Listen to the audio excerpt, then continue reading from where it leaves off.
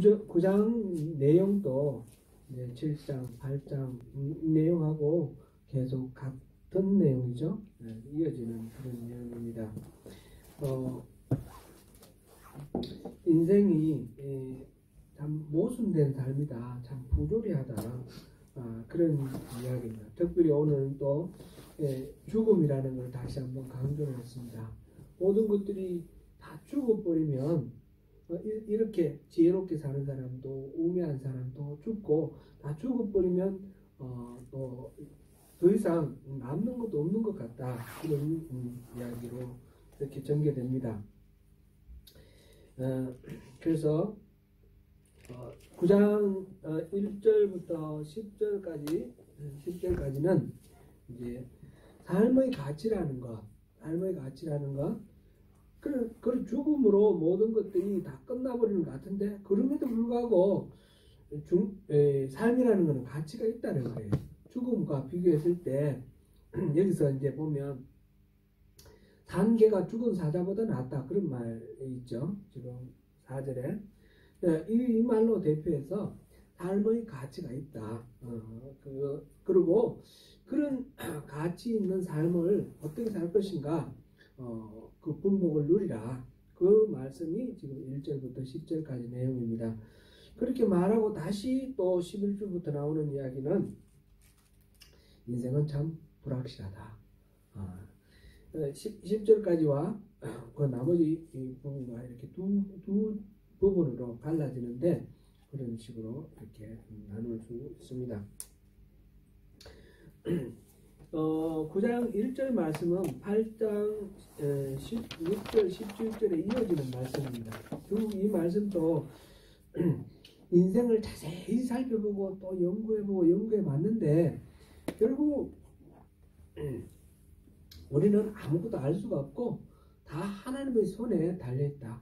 아무리 지혜가 되려고 지난주에 이제 말씀 나눈 마지막 결론이 지혜자가 되려고 해도 한계가 있다. 지혜자가 될 수 없다라는 것이었어요.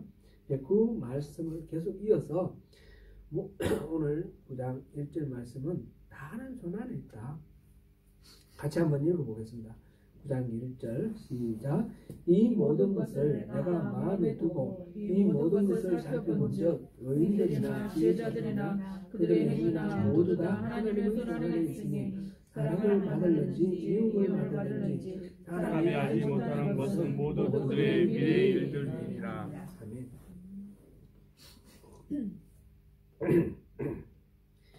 인생을 주장하는 것은 사람이 아니라 하나님이시라는 거죠. 하나님의 주권에 달려 있습니다. 그래서 누구든지 이 죽음의 운명 아래서 벗어날 수 없다. 그것을 비껴갈 수 없는 사람은 아무도 없다. 그런 이야기입니다. 그다음 2절 3절에서 보면 그것을 좀 더 어떻게 보면 조금 더 비극적으로 표현을 해놨습니다. 2절 3절을 다 읽어보겠습니다. 모든 사람에게 임하는 그 모든 것이 일반이라. 의인과 악인, 선한 자와 깨끗한 자와 깨끗하지 아니한 자, 제사를 드린 자와 제사를 드리지 아니한 자에게 일어나는 일들이 모두 일반이니 선인과 죄인, 맹세한 자와 맹세하기를 두려워하는 자가 일반이라. 모든 사람의 결국은 일반이라. 이것은 해 아래 선행해지는 모든 일 중에 악한 것이니 곧 인생의 마음에는 악이 가득하여 그들의 평생에 미친 마음을 품고 있다가 후에는 죽은 자들에게로 돌아가는 것이니라. 아멘. 지금 보니까 의인과 악인, 선한 자, 깨끗한 자, 깨끗하지 않은 자, 제사를 드리는 자, 신앙심이 좋은 자, 예배 잘 드리는 자, 예배 안 드리는 자, 보니까 다 똑같다는 거예요. 일반이라는 말은 다 똑같다 그런 뜻이죠. 다 일반이다. 보니까 우리 인생들이 마음속에 아주 악한 마음만 들어있다는 거죠. 그래서 평생에 미친 마음을 품고 있다가 죽어버렸다는 거죠. 지금 전도서에서 계속해서 이 죽음의 횡포에 대해서 얘기를 합니다. 그죠? 지혜롭게 살아도 지혜롭게 사는 사람 좀 잘 되고 좀 악하게 산 사람들은 좀 이렇게 못되고 이러면 좋겠는데 성경에는 분명히 선하게 살면 하나님이 복을 주시고 악하게 살면 벌을 주신다고 그랬는데 안 그렇단 말이죠. 참 골치 아픕니다. 그죠? 이게 이 실존, 우리의 실존 속에서 부닥치는 이런 부조리한 문제, 이거는 성경에서도 그렇고 과거에서도 그렇고 오늘날에도 그렇고 우리 모두가 다 느끼고 있는 바예요. 느끼고 있는 바인데 이 부조리한 것을 특별히 깊이 이렇게 묵상하고 공부하고 했던 그런 한 철학의 사조가 있죠. 19세기, 20세기 걸쳐서 그 실존주의라는 게 있지 않습니까? 실존주의자들이 이런 부조리에 대해서 많이 고민을 했습니다. 알베르 까미라고 그 프랑스의 철학자가 시지프의 신화라는 에세이를 썼어요. 시지프의 신화를 썼는데 알베르 까미는 나중에 자기가 이제 부조리의 철학자다 이런 말을 듣기를 싫어했는데, 그런데 그 알베르 까미의 그 시지프의 신화는 부조리 이 철학의 대표작으로 이렇게 꼽히는 그런 거예요. 이 사람은 그냥 에세이를 썼는데 거기서 시지프의 신화를 인용을 하면서 인생이 정말 부조리하다 그랬어요. 시지프의 신화는 그리스 신화에 나오는 그런 한 이야기입니다. 시지프는 자세한 얘기는 우리가 뭐 찾아보시는 걸로 하고 여기서 다 얘기할 수는 없는데, 인간을 위해서 이 신에게 저항을 해서 이렇게 벌을 받는 거예요. 인간을 위해 신에게 저항한 그런 신들이 좀 있죠. 프로메테우스 같은 경우는 불을 주었고, 시지프는 뭘 했는지 잘 기억이 안 나는데 하여튼 제우스에게 반항을 해가지고 벌을 받는데, 이 시지프는 큰 산이 있는데, 높은 산이 있어요. 산이 있는데 큰 자기 키만한 큰 바위가 있어요. 그 바위를 밀고 올라가는 거예요. 산 꼭대기에 올라가면 이 바위는 건너편에 올라가 버리는 거예요. 그럼 다시 또 내려가가지고 그 바위를 다시 굴려 올리는 거예요. 그게 자기의 평생의 운명이에요. 이걸 안 할 수가 없어요. 올려놓으면 그 바위가 그 자리에 딱 멈춰있으면 좋잖아요. 울산바위나 혼돌바위처럼, 그죠? 그럼 좋은데 굴러내려버리는 거예요. 또다시 내려와서 이렇게 또다시 굴려 올리는, 이 시지프의 이 바위인데, 이 이야기를 하면서 알베르 까미가 우리 인생이 그렇다는 거죠. 열심히 일해도 죽으면 끝이라는 거죠. 너무너무 허망하고 허무하다.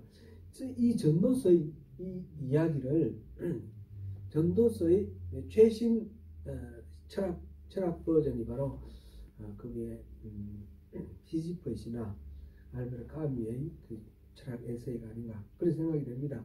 이걸 읽으면서 그런 생각이 듭니다. 모든 것이 마찬가지다. 의인과 악인, 선한 자와 깨끗한 자와 깨끗하지 아니한 자, 제사 드리는 자, 제사 드리지 아니하는 자, 모든 것들이 다 이렇게 허망하다는 거죠. 제가 제 아내하고 얘기를 나누는 중에 그런 이야기를 했어요. 어느 교회가 이사를 하는 이야기를 했어요. 새로 이제 성전을 좋은 성전을 이렇게 마련을 해가지고 이사를 하는데, 그 동영상을 올렸는데 보니까 너무너무 부럽기도 하고 시기심, 질투심이 나오는 거예요. 근데 왜 하나님은 저 교회는 저렇게 막 이렇게 부어주시고 우리 교회는 안 부어주실까? 어느 교회에 있었는지 아세요? 그 근처로 이사했더라고요. 뭐 제가 하나님이 아니니까 선악을 다 할 수는 없어요. 그런데 제가 이 교회에 몸을 담으면서 그 이전에 있었던 이야기를 듣고 그러면서 하나님 우리 편이 돼 주셔야 되겠다 그런 생각을 많이 했는데 우리 편이 안 돼 주시는 것 같아요. 무슨 말씀인지 알겠어요? 짐작이 되셔요? 너무 자세하게 얘기하면 안 될 것 같고 또 유튜브 올리는데 그래서 안 될 것 같고 좀 그런 마음이 드는 거예요. 참 이렇게 말씀대로 이렇게 순종하고 막 인내하고 그러면서 이렇게 어려운 가운데 이렇게 이겨내는 우리 교회 성도님들에게 하나님께서 막 부어주시고 이렇게 격려해 주시고 위로해 주시고 힘 주시고 막 이래 주시면 좋을 텐데 그죠? 제 말이 좀 공감이 안 가세요? 아멘입니까? 아멘. 네, 아멘. 공감해 주십시오. 그런데 그렇지 않고 인내하지 못하고 떠나간 사람들에게 막 부어주시고 남아있는 사람들에게 안 부어주시는 것 같은 그런 제가 이제 더 많이 하나님께 여쭤봐야 되겠죠. 하나님 그러시는 것 같아요. 저한테 계속해서 지금 제가 여기에 온 지 지금 5년이 넘었는데 하나님은 분명히 이 교회를 귀하게 쓰시겠다라고 약속하시고 이 교회에 기름 부어 주시겠다고 약속하셔요. 근데 우리에게 요구하시는 게 있어요. 우리에게 요구하시는 거는 순종하라는 거예요. 자기를 버리라는 거예요. 진정으로 회개하고 순종하고 하나님의 말씀을 들으라는 건데 아직까지 부족한 것 같아요. 그게 우리가 우리를 아직 버리지 못하고 우리 나름대로 고집을 부리는 부분이 있기 때문에 하나님께서 준비하고 스탠바이 하고 계시는데 아직 그게 일어나지 않는 것 같아요. 제가 계속해서 기도하면서 그 말씀을 듣는데 그렇게 내 마음에는 그렇게 감동와요. 그럼에도 불구하고 막 시기와 질투와 이런 게 막 나오는 거예요. 저희 연약함이죠. 저희 죄성이죠. 그걸 버리라. 주님은 그렇게 또 말씀. 그걸 버리라. 그게 결국 너 자기중심적인 생각 아니냐. 하나님의 절대 주권을 하나님의 그 일하심을 절대적으로 하나님이 일하시는 그 섭리를 인정하고 따르라. 지금 여기서 하시는 말씀도 전도서에서도 인생이 이렇게 어떻게 보면 부조리하고 막 이렇게 보면 하나님이 뭔가 처사를 잘못하시는 것 같아요. 왜 이렇게 하시나 하나님이? 그런 것 같은데 보면 결국은 머리를 쓰고 스스로 의롭다 하고 지혜롭다 하고 해봐야 결국은 아무것도 아니라는 거죠. 결국은 하나님의 손안에 있다라는 것을 그걸 인정해야만 참된 진리를 얻을 수 있다라는 그런 이야기를 지금 전도서에서 계속 얘기하고 있습니다. 그래서 우리 마음속에 있는 그 가득한 그 평생에 미친 마음을 품고 있다가 후에는 죽은 자들에게로 돌아간다. 죽어버린다. 이 부조리한 것 같다. 그러면서 이제 4절부터 6절까지 말씀은 그러면 이 땅에서 살아가는 그 모든 것이 무슨 의미가 있느냐? 의미 없다. 이렇게 결론을 내리는 것이 아니라 그렇기 때문에 살아있는 것이 귀중하다는 거예요. 그렇기 때문에 살아있는 게 가치가 있다. 모든 산자들 중에 있는 자에게는 누구나 소망이 있으면 산개가 죽은 사자보다 낫다. 산자들 중에 있는 사람, 살아있는 사람을 말하죠. 살아있는 사람에게는 소망이 있다는 거죠. 예를 들면 우리가 생각할 때 천벌을 받아 마땅한 그런 악인이고 죄인이에요. 마음속에 미친 것만 품고 있고 그런 상황이에요. 그럼 죽으면 끝인데 근데 우리는 모르는 부분이 죽음 이후에 하나님의 심판이 있잖아요. 죽어버리면 끝이에요. 그런데 살아있으면 기회가 있어요. 뭐가 있습니까? 회개할 기회가 우리 새벽 예배 때 예수님의 그 십자가에 달려 죽으신 그 장면을 지금 말씀을 보고 있는데 그 십자가에 달려 죽으시는 그 현장, 십자가형 집행 현장에 같이 달린 행악자가 있어요. 두 행악자. 그 중에 한 사람은 구원을 받아요. 일평생 살 동안 자기 삶대로 살다가 마지막 죽는 순간에 예수를 만나가지고 그 사람은 구원을 받습니다. 그죠? 살아있는 동안에는 기회가 있다는 거예요. 그렇다고 해서 우리가 내가 죽을 때 회개하면 되지. 그러면서 지금은 좀 즐기면서 죄 지으면서 마음대로 살겠다. 그렇게 생각하면 그런 사람에게는 기회가 안 와요. 그죠? 회개할 기회가 안 와요. 지금이 바로 그 기회인데 지금 여기서 이 전도서 기자 이 고엘렛은 살아있는 그 순간이 가치가 있는 이유는 살아있는 그 순간에 소망이 있기 때문이다. 죽어버리면 그건 아무것도 없다라는 거죠. 죽은 자들은 아무것도 모른다. 살아있는 자들은 죽을 줄을 알고 있고 죽은 자들은 그렇게 잊혀져 버린다. 그래서 살아있는 것이 가치가 있다고 했어요. 그러면서 이제 7절부터 10절까지는 그러면 막 부조리한 거 이런 거 생각하지 말고 주어진 그 삶 살아있는 동안에 이게 소망이 있으니까 이 삶을 값지게 영위하라. 그게 지금 7절부터 10절까지 말씀입니다. 이 말씀은 사실은 앞에서도 계속 그렇게 해왔죠. 고엘렛은 허무하다, 헛되다 계속 얘기하면서 그러므로 살아있는 동안 이 삶을 가치 있게 보내라. 그 말을 했어요. 2장 24절 한번 볼까요? 사람이 먹고 마시며 수고하는 것보다 그 마음을 더 기쁘게 하는 것이 없나니 내가 이것도 본즉 하나님의 손에서 나오는 것이로다. 그러니까 먹고 마시는 것 그것을 기뻐하라는 거죠. 하나님 주신 선물이라는 거죠. 3장 12절 13절 22절 5장 18절 6장 12절 8장 15절 이렇게 반복해서 그렇게 나왔습니다. 그 내용이 여기서 한 4가지 정도로 요약할 수 있는데 삶의 가장 기본적인 욕구이자 생존의 그 조건인 먹고 마시는 일을 거기에 가치를 잘 알고 기쁨으로 즐겨라 그렇게 했어요. 너는 7절 너는 같이 읽겠습니다. 너는 가서 기쁨으로 내 음식물을 먹고 즐거운 마음으로 내 포도주를 마실지어다. 이는 하나님이 내가 하는 일들을 벌써 기쁘게 받으셨음이니라.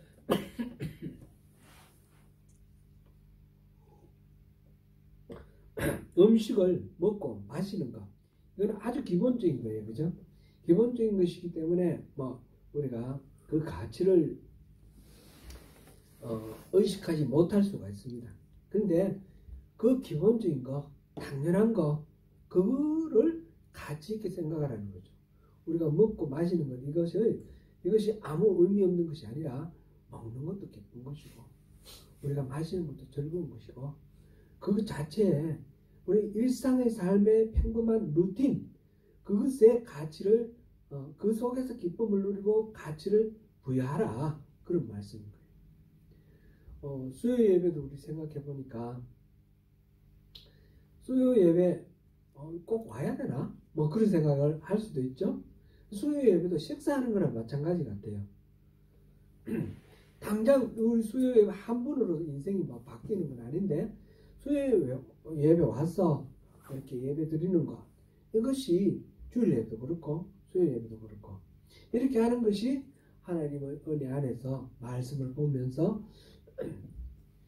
우리가 밥 먹으면 시간 지나가면 다 소화되고 나중에 배설하죠. 없어지죠. 그럼 먹고 배설할 거 뭐하러 먹냐? 그게 아니지 않습니까? 먹고 소화해서 우리 삶이 유지되지 않습니까? 그것처럼 우리가 예배하는 것도 그렇고 먹는 것, 마시는 것, 그 자체가 일상에 아무 의미 없이 보이는 그런 루틴한 거, 반복되고 집에서 뭐 가사노동하는 거 보면 아무리 썰어도 금방 먼지 쌓이고 아무리 치워도 금방 어질러지고 뭐 이게 무슨 가치가 있나 싶은데 그렇게 함으로써 일상의 삶이 영위되는 것처럼 그렇게 먹고 마시는 것, 일상의 루틴을 즐거워하고 기뻐하라. 그게 첫 번째고요. 그 다음에 이 8절 한번 읽어봅니다. 내 의복을 항상 희게하며 내 머리에 향기를 그치지 아니하도록 하리라. 제가 아는 어떤 목사님은 항상 머리를 이렇게 해가 스프레이를 뿌려가지고 옛날에는 포마다 이렇게 발랐죠. 스프레이를 탁 뿌려가지고 반짝반짝 해가 하게 해서 이렇게 다니셔요. 저도 이제 몇 번 해봤는데 그 되게 부지런해야지 몇 번 하고 그냥 제가 또 배터리를 잊어버리고 그런데 저도 예배할 때는 좀 뿌리가 올까요? 항상 그분은 이발소도 2주 만에 한 번씩 가요. 그렇게 하고 저는 3주 만에 가는데 3주, 4주 저는 4주에 가죠. 평균 따지면. 근데 그분은 2주 만에 가시고 그리고 또 항상 스프레이를 뿌리시고 제가 한번 여쭤봤어요. 계속 그렇게 기름을 바르시는 것 같아요? 스프레이를 뿌리시는 것 같아요? 그랬더니 그렇게 스스로를 이렇게 양복 입고 스프레이 뿌리고 함으로써 자기 자신을 가다듬는다는 거예요. 안 그러면 그냥 퍼지고 이렇게 나른해지고 나태해지는데 그렇게 함으로써 이렇게 경건을 잡고 자기 자신을 추스린다 그런 말씀을 하시더라고요. 뭐 사람들마다 방법은 다르겠죠. 방법은 다른데 여기서는 뭐라고 했냐면 너 의복을 항상 희게 하라 그랬어요. 흰 옷 입으래요. 우리 그리고 내 머리에 향기름을 그치지 아니하도록 하라. 이게 무슨 말이에요? 이거는 잔치하는 것처럼 항상 의관을 정지하라. 우리 옛날 말로 그런 말 있죠. 의관을 정지하라. 그런 말이에요. 그렇게 하고 살아라. 하루하루를 매일매일을 그냥 무한히 반복되는 무의미한 날로 생각하지 말고 매일매일의 의미를 부여해서 특별한 날로 삼으라. 그런 이야기입니다. 지금 고엘렛은 일상의 루틴에 대해서 가치를 두라는 얘기를 계속하고 있습니다. 9절도 보겠습니다. 9절 같이 읽습니다. 내 헛된 평생의 모든 날 곧 하나님이 해 아래서 내게 주신 모든 헛된 날에 내가 사랑하는 아내와 함께 즐겁게 살지어다. 그것이 내가 평생에 해 아래서 수고하고 얻은 내 몫이니라. 배우자를 사랑하면서 살아가는 거예요. 배우자를 배우자를 사랑하십니까? 대답을 안 하시네. 안 하시나 봐. 은근히 사랑하시는 거예요? 네, 그러시구나. 네, 깨달았네. 배우자가 마음에 안 들 때도 있죠. 그렇지만 하나님이 이렇게 만나게 해주신 그 의도가 있고 하나님의 계획이 있고 섭리가 있는 거예요. 옛날에 어떤 분이 이제 이혼을 하려고 하셔요. 그래가지고 제가 좀 말렸어요. 말렸더니 이분이 하시는 말씀이 내가 그때는 예수도 안 믿을 때고 기도해서 만난 사람이 아니기 때문에 상관없다고 그러더라고요. 하나님의 섭리가 우리가 예수를 믿고 기도하면서부터 이루어지나요? 그거 아니잖아요. 내가 하나님을 알기 전 내가 아직 원수 되었을 때 나를 위해서 독생자를 내주셨잖아요. 하나님은 이미 내 존재하기 몇천 년 전에 나를 위해서 계획하시고 섭리하고 계셔요. 그러니까 내게 주어진 이 상황 속에서 하나님 손길을 우리가 항상 의식을 해야 되고, 내가 기도 안 했기 때문에 하나님하고 상관없고 내 마음대로 해야 되고 이런 경우는 없다는 거죠. 그러니까 조금 마음에 안 드는 게 있더라도 정말 그 상태로 하나님께 올려드리면서 그 배우자 만나게 해주신 하나님께 감사드리며, 저는 그 점에 있어서 조금 더 거리낌이 없습니다. 정인이 저기 있습니다. 그렇죠? 내가 평생에 헤아려서 수고하고 얻은 내 몫이다. 너의 분복이다. 그렇게 말씀하셨어요. 그렇게 서로 사랑하시고 기쁘게 즐겁게 그렇게 사시기 바랍니다. 그 다음에 이 세 번째고, 네 번째로는 내 손이 일을 얻는 대로 힘을 다하여 할지어다. 내가 장차 들어갈 세월에는 일도 없고 계획도 없고 지식도 없고 지혜도 없음이니라. 우리에게 주어진 지금 현재의 직업이 무조건 천직이다 이렇게 말할 수는 없어요, 그죠? 그러나 내게 이 일을 주신 하나님께서 이 일을 통해서 영광 받으시길 원하셔요. 직업이라는 영어 단어가 job이라는 말 말고 vocation이라는 말 있지 않습니까? vocation이 다른 말로 부르심, 소명이라는 말 같은 뜻이에요, 그죠? vocation이 이 두 가지 의미를 갖고 있지 않습니까? 그럼 우리 직업이 소명이라는 거죠. 칼빈 종교개혁자 칼빈이 가장이라 그러면 좀 그렇고 매우 중요하게 강조한 것이 이 세속과 성의 세계가 이 차별이 없다는 겁니다. 세속의 모든 직업이 다 하나님의 부르심이라는 걸 알고 하나님께 영광을 돌리는 그런 마음으로 자기의 직무에 충실하라, 그런 이야기를 했어요. 그래서 빵 만드는 사람, 빵 만드는 사람은 빵 만드는 것 자체가 하나님 주신 직분이다, 그 생각하고 빵을 만들어내는 거죠. 청소하는 사람으로 그렇게 하는. 지금 이 전도서의 이 기자 코엘렛이 하는 이야기도 그런 얘기입니다. 내 손이 일을 얻는 대로 힘을 다하여 할지라. 지금 내가 하고 있는 그 일에 하나님 주시는 그 은혜를, 그 하나님의 손길을 발견하고 누리고 그렇게 살라, 그런 말씀입니다. 이렇게 10절까지는 모든 인생이 죽으면 끝인 것 같다. 살아서 이렇게 사나 저렇게 사나 다 일반이다 라고 말을 하면서, 그렇게 말해가지고 좀 비극적인 결론이 나올 것 같은데 그게 아니라 그러므로 이 삶을 값지게 잘 살아라, 그런 얘기를 하고 있습니다. 그 다음에 그러면 계속해서 희망적인 얘기가 나오면 좋겠는데 11절부터 18절 얘기는 또다시 돌아갑니다. 지금 앞서 계속해서 반복해오는 이런 사이클이 나서 힘들죠. 11절 12절 우리 같이 한번 읽어보겠습니다. 11절부터 12절까지. 내가 다시 헤아려서 보니 다른 경주자들이라고 선착하는 것이 아니며 용사들이라고 전쟁에 승리한 것이 아니며 지혜자들이라고 모심을 얻은 것도 아니며 명철자들이라고 재물을 얻는 것도 아니며 지식인들이라고 은총을 입는 것이 아니니 이는 시기와 기회는 그들 모두에게 임함이니라.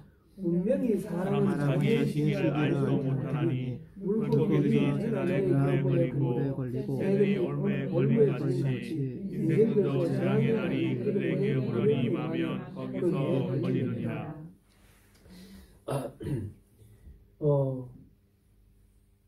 다른 사람이 경주에 꼭 이기는 것이 아니래요.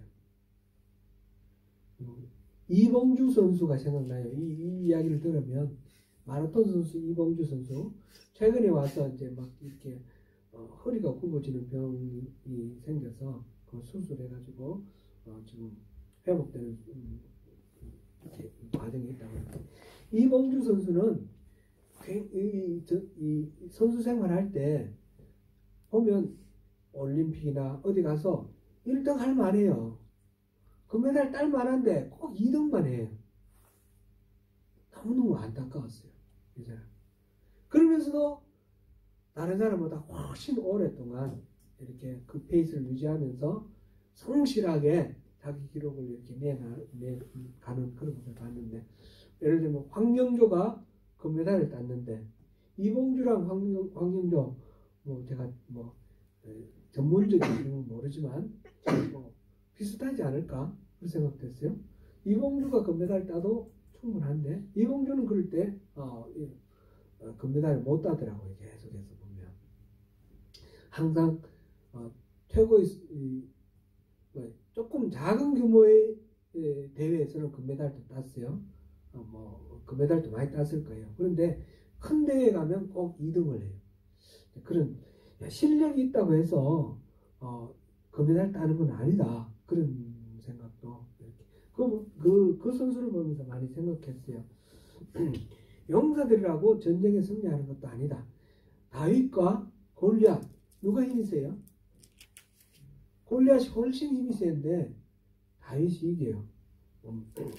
이거는 뭐 그저 요행이라고 그렇게 말할 수는 없겠지만 지금 이 11절에서 말하는 거는 다 그런 식으로 막 이렇게 우리가 생각하는 대로 순서대로 쫙 이렇게 되는 것이 아니다는 거죠. 제 친구들이 이런 걸 생각해 보면 제 친구들이 이제 학교 다닐 때 고등학교 때 우리 학교에서 수석으로 졸업한 친구가 있어요. 수석으로 졸업한 친구가 있는데 그럼 공부 잘한 거죠. 수석이니까 공부 잘했어요. 그런데 삼수를 했어요. 삼수. 계속 떨어져요.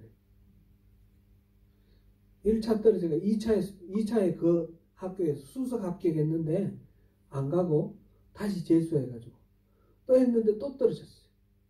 그래서 또 삼수를 했어요. 이런 식으로 그런 경우들이 많죠. 또 어떤 친구는 열심히 공부를 했는데 시험 칠 때 돼가지고 아팠어요. 몸져 누워가지고 시험을 못 쳤어요. 그런 일들이 있죠. 인생에. 그럴 때 얼마나 또 억울하겠어요. 억울하다고 해서 뭔가 어떻게 해결되는 일도 아니잖아요. 그냥 그거는 감수를 해야 되는 거죠. 인생이 그렇다는 겁니다. 능력으로나 노력으로나 모든 것들이 다 해결되는 것이 아니라는 것입니다. 지혜 있는 자들이 음식물 얻는 거, 음식물이라는 것은 이제 생활에 말하자면 수입이 좋은 것도 아니고 명철하다고 해서 또 수입이 좋은 것도 아니다. 음식물과 재물 이렇게 표현했고요. 지식인이라고 은총을 입는 것도 아니고 실력 있다고 잘 되는 게 아니고 성실하다고 잘 되는 게 아니라는 거죠.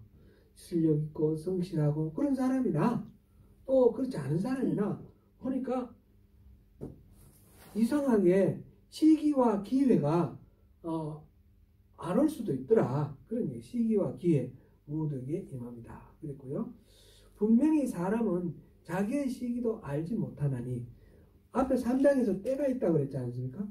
꽃이 필 때가 있고 질 때가 있고 그 인생에 또 이 클라이막스를 맞을 때가 있고 질 때도 있고 그런데 그 때를 누가 합니까? 모른다는 거죠. 그 때를 물고기가 재난의 그물에 걸리고 새가 올무에 걸리듯이 우리 인생도 재앙의 날에 걸릴 수가 있다는 거. 아무 잘못 없는 것 같은데 물고기가 뭐 죄를 지어서 그 그물에 걸립니까? 그거 아니지 않습니까? 그처럼 우리 인생도 그렇다는 겁니다. 그런 얘기를 하면 이게 이제 앞에서 말한 부조리한 인생의 이 세상사의 부조리 또한 이야기도 된다고 볼 수 있겠습니다. 그러면서 13절부터 18절은 지혜를 다시 또 얘기를 합니다. 그러나 지혜는 능력이 있다. 지혜는 능력이 있는데 지혜자가 또 그렇다고 해서 우대받고 존중받는 것도 아니다. 잊혀진다. 그러면서 이 지혜로운 사람이 이룬 모든 일들도 어떤 악한 사람이 일어나가지고 한 방에 뒤엎어버릴 수도 있다. 좀 비극적으로 얘기가 흘러가는 게 아직 결론이 아니니까 비극적으로 이렇게 흘러갑니다. 지혜, 이 이야기는 앞에서도 계속 나온 이야기가 있죠. 14절, 곧 작고 인구가 많지 아니한 어떤 성읍에 큰 왕이 와서 그것을 에워싸고 큰 흉벽을 쌓고 치고자 할 때에 그 성읍 가운데서 가난한 지혜자가 있어서 그의 지혜로 그 성읍을 건드린 것이라. 군사가 많아서 지키는 것이 아니라 지혜로운 한 사람이 지켜내는 그런 거 있다는 거죠. 지혜가 그래서 수많은 용사들보다 더 값진 그런 경우가 있다는 거죠. 지난번에 제 서희 선생 얘기를 했는데요.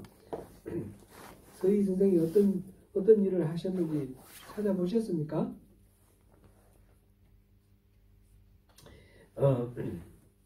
제가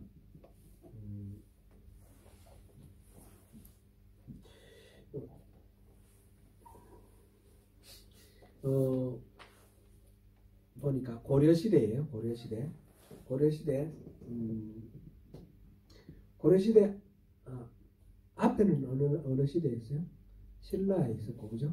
신라에 있었고, 그 북쪽에는 고구려가 있었고, 그죠? 고구려가 망하고 신라가 통일하고 난 뒤에 그 자리에 누가 있었어요? 발해가 있었죠. 발해. 네. 주연이도 한국사 알아요? 조금 알아요? 네. 그리고 이 신라를 멸망시키고 새롭게 등장한 나라가 뭐예요? 고려. 그죠? 고려가 세워졌을 때 이 발해가 망했어요. 발해가 망하고 많은 사람들이 이제 고려로 넘어오기도 하고 저쪽으로 몽골로 가기도 하고 막 이렇게 했는데 그때 그 북쪽에 새로운 나라가 세워졌는데 거란이에요. 거란이 발해를 멸망시켰어요. 거란이 나중에 중국으로 들어가서 중국에 왕조를 세웠는데 그게 요나라예요. 요나라. 그 당시에 중국에는 송나라가 있었는데 고려시대에는 송나라가 있었죠. 송나라가 있었는데 송나라를 밑으로 양자강 쪽으로 내리고 북쪽에 북경을 중심으로 해서 북쪽에 차지했던 나라가 요나라고 이 송나라는 밑으로 내려갔기 때문에 남송이다 그렇게 불러요. 고려가 이 밑으로 쫓겨난 남송과 외교 관계를 맺고 있고 요나라하고는 사이가 외교 관계가 없었어요. 그랬을 때 이 요나라가 고려를 침략해 왔습니다. 고려를 침략해 왔는데 이제 세 번 쳐들어오는데 첫 번째 쳐들어온 게 이제 AD 993년인데 그때 소손영이라는 장군이 이 요나라에 5개 서울이 5개가 있었거든요. 5개 있는 서울 중에 동쪽에 있는 서울 요동 지방에 있는 그 서울의 책임자였는데 이 소손영이 80만 대군을 이끌고 고려를 쳐들어왔어요. 그래서 고려에서는 큰일 났습니다. 이걸 막기 위해서 군대를 파견했는데 이 선봉은 깨졌어요. 소손영이 이제 막 들어오니까 이 고려 왕조에서 평양 이북의 땅을 거란에게 넘겨주고 우리가 화친을 맺자, 항복하자 그렇게 얘기를 했어요. 그런데 이 서희가 그럴 필요가 없다. 내가 가서 단판을 짓겠다. 그러면서 가서 서희가 소손영과 만나서 단판을 짓습니다. 근데 소손영이 얘기하기를 이 한강 북쪽에는 삼각산 북쪽에는 다 고구려 땅인데 고구려 땅은 우리가 고구려를 이어왔다. 그래서 이 삼각산 북쪽 땅은 다 우리 땅이다. 내놔라. 그렇게 말하는 거예요. 그럴 때 돌려줘야 되나요? 이 발해를 멸망시키고 발해의 원래 땅 그게 고구려 땅이니까 그 고구려가 차지하고 있던 이 한강 북쪽에 땅은 다 내놔라 그런 거예요. 그랬을 때 이 서희가 우리는 고구려를 잇는 나라다. 우리나라 이름이 고려 아니냐 고려. 고구려 같은 이름이다. 우리는 고구려의 후손이다. 그러므로 너가 차지하고 있는 요동 땅 전부 다 고구려 땅이다. 그 땅 전부 다 우리에게 내놔라. 돌려놓아라. 우리에게 돌려줘라. 거꾸로 말하는 거예요. 거꾸로. 이 거라는 발라를 멸망시켰으니까 발라의 전신인 고구려 땅 다 내놔라 그랬고, 고려는 이 고구려의 후신인데 이거 다 우리 땅인데, 그렇게 하니까 이 소선영이 말빨에 딸린 거예요. 그래서 왜 자꾸 송나라하고만 관계를 맺고 우리하고는 외교 관계가 안 맺냐. 그러니까 중간에 여진족이 있잖냐. 여진족이 계속 방해를 해서 우리가 못하고 있으니까 그 여진족 차지하고 있는 그 땅 우리한테 돌려주라. 우리 고구려 땅 전부 다 돌려달라 소리는 안 할 테니까 여진족이 차지하고 있는 땅 돌려주라. 그래서 소선영이 그걸 돌려주기로 한 거예요. 돌려주고, 그게 이제 그래서 압록강 동쪽에 있는 땅 강동육주, 그러죠. 강동육주를 다 회수하고, 소선영이 서희에게 너무너무 감동받은 거예요. 이 사람이 말하는 논리도 너무너무 딱딱 맞고, 이 80만 대군을 이끌고 온 이 거란에게 조금 더 기죽지 않고 당당하게 자기 주장을 하니까 너무 감동을 많이 받아가지고, 뭐 낙타 10마리, 말 100마리, 양 1000마리 막 선물을 덤뿍 안겨줬어요. 강동육주 땅까지. 그때는 청천강까지가 고구려가 지금 다스리고 있었는데 압록강까지 이렇게 영토가 오히려 확장되었고 그렇게 되었습니다. 이 서희의 외교 담판, 이것은 나중에 이 소선영이 그렇게 하고 돌아가고 간 뒤에 나중에 후회가 되는 거예요. 그래서 강동육주를 다시 돌려달라고 막 그래요. 근데 안 돌려줬어요. 그러니까 핑계를 대가지고 나중에 강조라는 사람이 왕을 이제 바꿨는데 그거를 핑계를 잡아가지고 또 전쟁을 걸어왔습니다. 2번이나 전쟁을 다시 걸어오는데 그때에 물리친 사람이 강감찬 장군이 물리쳤는데 그렇게 함으로써 우리가 요나라의 그 공격을 물리쳤습니다. 우리는 우리 역사, 우리 조상들의 역사에서 고조선 시대부터 시작해서 이 역사, 이 민족의 침입은 끊임없이 있었지만 계속해서 우리는 잘 방어를 하고 잘 물리쳤어요. 조선 마지막에 일본에 의해서 식민지되고 합방된 거, 이거는 너무 치욕적이고 36년 그 시간 빼놓고는 그 이전에는 항상 우리가 독립적인 국가로서 우리 자신을 지켰고, 중국이라는 나라가 어마어마한 나라예요, 그죠? 중국 근처에 있는 나라들 웬만한 나라 다 흡수됐잖아요. 요즘 뭐 티베트, 위구르 그 문제가 많은데 위구르 같은 거 티베트 토번이라는 나라가 있었고 위구르 그 회걸 이란 우리가 역사 시간이 되었는데 그런 나라들 다 잡아먹혔잖아요. 만주에 있던 나라도, 그리고 몽고도 그 절반 정도는 당연히 뺏기고. 그런데 우리는 그대로 우리 그 강대국 옆에서 우리 지켰습니다. 그 일 중에 아주 이순신 장군이 일본의 임진왜란 때 승리한 거 이런 것도 있고, 얼주문덕 장군이 수나라를 물리친 거, 안시성 싸움에서 당나라를 물리친 거, 이런 것들이 있는 그 대표적인 성전 중에 하나가 강감찬 장군의 귀주 대첩 있죠. 근데 귀주 대첩이 실질적으로 귀주가 그게 이 서희 선생이 땅을 확보한 강동 6주 중에 하나예요. 그때 우리나라를 방어할 수 있는 그런 중요한 요충지를 확보한 거죠.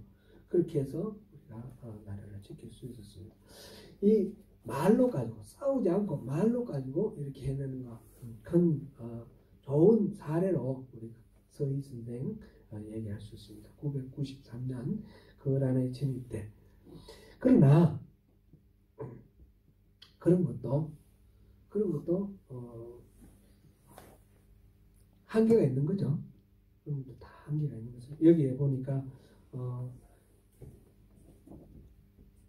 16절 그러므로 내가 이르기를 지혜가 힘보다 나으나 가난한 자의 지혜가 멸시를 받고 그의 말들은 사람들이 듣지 아니한다 하였노라.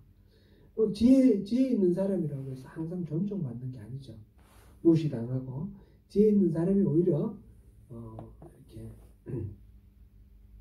현실 세계 속에서 우리 그런 것을 얼마든지 만납니다. 지혜 있는 사람이 득시하는 것이 아니라 힘 있는 사람이 득시하죠. 힘 있는 사람이 악하냐 선하냐 안 따집니다. 힘이 있느냐 없느냐 그것이 이렇게 그러므로 우리 인간사 속에서 참된 지혜는 그런 것하고는 상관이 없다라는 거죠. 지혜는 분명히 능력이 있지만 그렇다고 해서 지혜를 절대적으로 이야기할 수가 없고 세상 지혜는 완전하지 않으며 실질적인 능력을 행사할 수 없다는 것입니다. 그래서 상대적으로는 능력이 있지만 절대적으로 신뢰할 수는 없습니다. 모든 것은 하나님의 손 안에 있습니다. 그리고 참된 지혜는 하나님의 손 안에 모든 것이 달려있다는 것을 깨닫는 것이 참된 지혜고 그것을 바탕으로 해서 인생을 이렇게 영위해 나가는 것, 하나님이 주신 그 삶을 분복으로 누리는 것, 그것이 진짜 지혜라는 것입니다. 오늘 9장에서 그렇죠. 결국은 이렇게 해도 죽고 저렇게 해도 죽는데 그래도 살아있을 때 기회가 있으니까 살아있는 그 삶을 값지게 영위하라 그랬습니다. 오늘 이 말씀 또 묵상하시면서 오늘 우리에게 주어진 그 삶을 어떻게 값지게 할 것인가, 그 속에서 어떻게 하나님의 손길을 우리가 발견하고 누릴 것인가, 그것이 이제 참된 지혜인 것 같습니다. 제가 우리 교회에 대해서 서두에 하나님이 안 부어주시는 것 같고 또 하나님이 좀 외면하시는 것 같다 그런 말씀을 비쳤는데 또 그렇지 않다는 것도 제가 고백합니다. 분명히 하나님이 보호해 주시고 분명히 하나님이 지켜주셔요. 제가 올해 1월 달부터 시작해서 지금 7월이죠. 그 과정 속에서 여러분들한테 제가 일일이 다 말씀을 못 드렸는데 굉장히 좀 어려운 그런 과정을 겪어왔어요.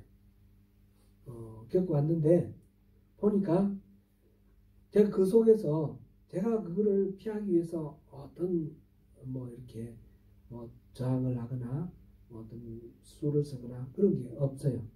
저는 이번에 그 일을 당할 때 하나님이 잠잠하라 그 은혜를 주셨기 때문에 저는 잠잠히 그냥 하나님 하시는 것만 보기로 하고 그렇게 가만히 있었습니다.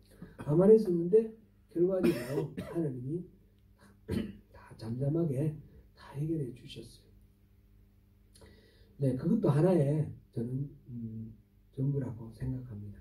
막 하나님을 막 원망하다가 제 아내하고 같이 이야기하면서 저희 신앙도 이렇게 바닥이 막 드러납니다. 막 이렇게 하나님 왜 그렇게 하실까? 막 그러다가 이거 보니까 하나님 분명히 우리를 지켜주신 거 맞잖아. 이렇게 이제 답을 찾는 겁니다. 여러분들도 마찬가지일 겁니다. 그죠? 여러분들 힘내시고 어려우신 가운데 막 하나님을 원망할 때도 있어요. 근데 하나님 원망하는 걸로 끝내버리면 안 되는 거죠.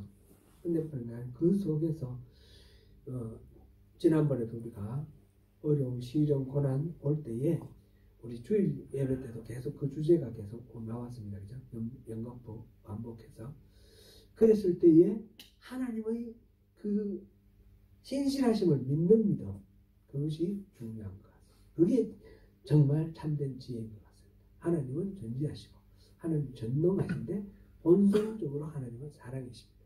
그 하나님을 믿으시면 우리가 그 속에서 하나님의 은혜를 발견할 수 있고 누릴 수가 있습니다. 오늘 전도서 9장 이 말씀 속에서 코엘렛이 우리에게 주고자 하는 메시지는, 하나님이 이걸 통해서 우리에게 주시는 메시지는, 이 속에서 참된 지혜는 하나님의 섭리를 깨닫는 것이고 그것을 믿는 것이라는 것, 그것을 우리가 발견하게 됩니다. 오늘 말씀 이렇게 맺겠습니다. 기도하겠습니다.